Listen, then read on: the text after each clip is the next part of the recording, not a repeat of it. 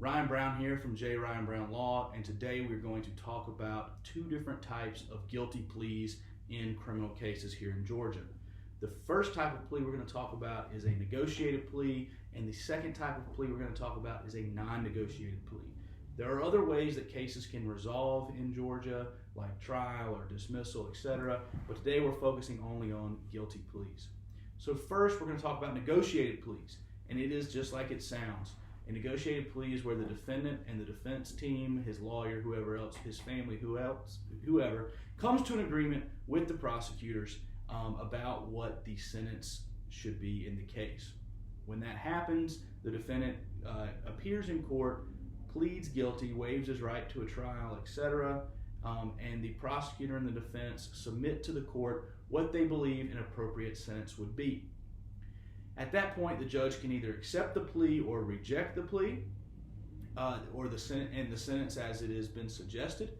If the judge rejects the agreed upon sentence in a negotiated plea, then the defendant has the ability to withdraw his plea. So if the prosecutors and the defense agree to, say, 12 months of probation in a case, and the judge thinks that that's not appropriate, then the judge can reject the plea deal.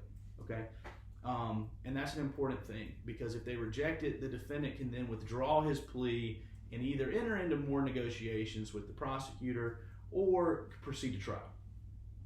The second type of plea is a blind plea, and in that situation, the prosecutor and the defense have failed to come to any sort of agreement about what the sentence would be.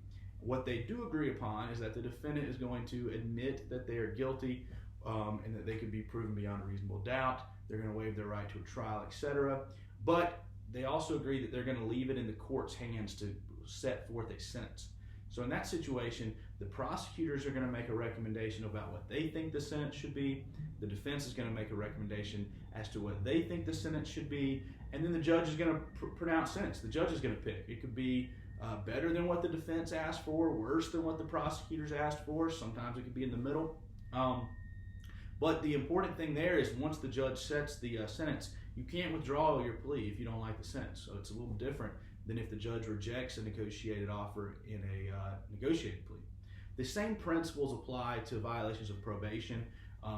They have a little bit of different jargon. Well, they're usually called stipulations, so it could be a negotiated or a blind stipulation, but the same principles apply as to where you can either negotiate them or go non-negotiated. So I hope that was insightful about the different kinds of pleas here in the state of Georgia, as well as ways to resolve probation matters if there's some sort of an agreement. If you have any questions about your plea or your probation violation, you can always find us on the web at jryanbrownlaw.com. You can text us or call us at 470-635-1725. We look forward to helping you out.